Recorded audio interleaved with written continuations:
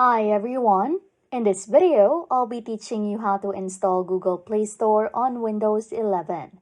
First things first, you want to enable virtualization by following the instructions in the provided video link that I will flash on your screen.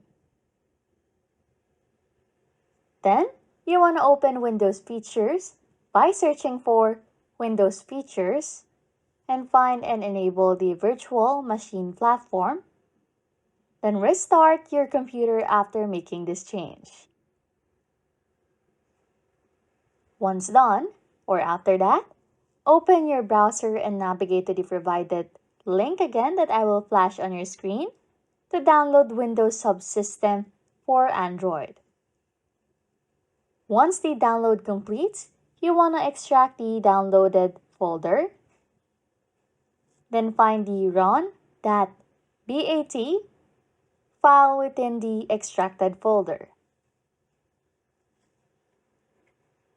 Next, you want to right-click on run.bat and select Run as Administrator to initiate the installation of Windows Subsystem for Android.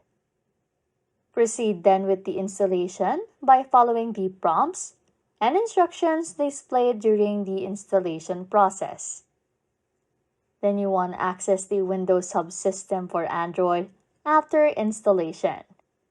Go to Advanced Settings and activate Developer Mode and use the search option on Windows to find and open the Google Play Store.